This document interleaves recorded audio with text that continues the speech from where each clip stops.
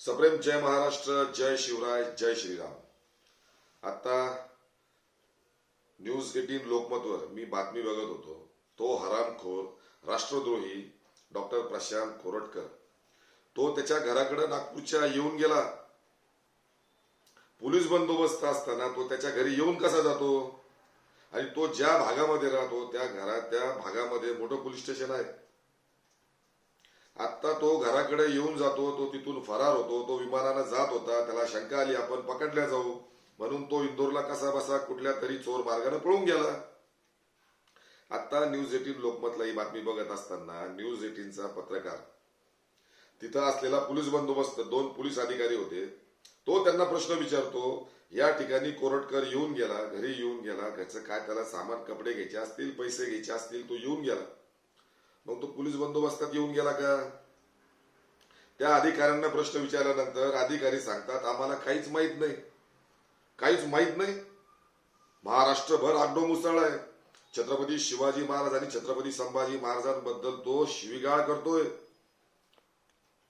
आणि आपले पोलीस अधिकारी म्हणतात आम्हाला काहीच माहित नाही। शरम वाटली पाहिजे त्या अधिकाऱ्यांना।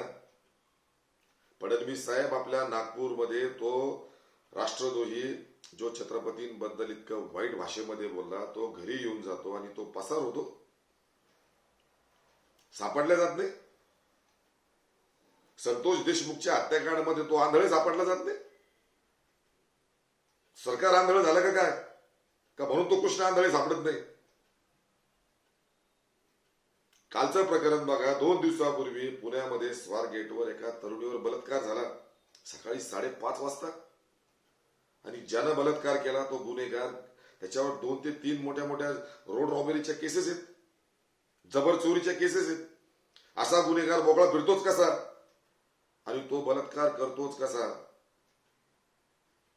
पुण्यासारख्या शहरामध्ये रात्रभर त्या बस स्टँडवर वर्दळ असते, तरी तो गुन्हेगार त्या युवतीला शिवशाहीच्या बसमध्ये घेऊन जातो आणि तिच्यावर त्या ठिकाणी बलात्कार करतो।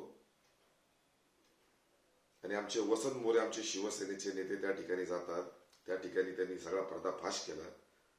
त्या ठिकाणी कॉन्डम सापडतात एसटी मध्ये। महाराष्ट्र शासनाची लाज वाटली पाहिजे, लाज। खून होत आहेत, खुनी पळून जात आहेत, कोण बेछूट छत्रपती शिवाजी महाराज आणि संभाजी महाराजांवर आरोप करतायत, आमच्या माय भगिनीवर बलात्कार होत आहेत। फडणवीस साहेब, कुठे गेली आपली नैतिकता? जबरदस्तीनं ईव्हीएमचं सेटिंग करून आमच्या माता भगिनींना, आमच्या लाडक्या बहिणींना फसवून 1500 रुपये दिलेत आणि त्या जीवावर तुम्ही निवडून आलात ना। अशा पद्धतीनं तुम्ही जे शासन चालवताय ना, छत्रपती शिवाजी महाराज संभाजी महाराज वरून बघत असतील, चुकीचं वागतायत तुम्ही अशा लोकांना पाठीशी घालतायत असा माझा आरोप आहे। जर तो हरामखोर राष्ट्रद्रोही प्रशांत कोरटकर घरी येऊन जातो, पोलीस अधिकारी सांगतात आम्हाला माहित नाही, आम्ही फक्त संरक्षणासाठी उभे। कोणाच्या संरक्षणासाठी? शिवप्रेमी तिथे अटॅक करतील म्हणून, शिवप्रेमी तोडफोड करतील म्हणून, कोरटकरचं घर जाळतील म्हणून, म्हणजे त्याच्या घरच्या संरक्षणासाठी तुम्ही बसलात आणि तो घरी मागच्या दाराने येऊन जातो। याचा अर्थ फडणवीस साहेब तुम्ही त्याच्या पाठीशी आहात। याच्या आधी जो राज्यपाल होता तो म्हातारा कोश्यारी, त्यांनी सुद्धा छत्रपती शिवाजी महाराज, डॉक्टर बाबासाहेब आंबेडकर, महात्मा ज्योतिबा फुले यांच्याबद्दल सुद्धा तो गरळ बोलला होता। अवमानकारक शब्द त्यांनी काढले होते, गरळ ओकला होता तो। त्याच्या सुद्धा तुम्ही पाठीशी उभे राहिला। चुकून झालं, अनामधातून झालं, तसं त्यांचा हेतू नव्हता। मग आता याचा काय हेतू होता कोरटकरचा? तो कोरटकर लवकरात लवकर सापडला गेला पाहिजे, लक्षात ठेवा।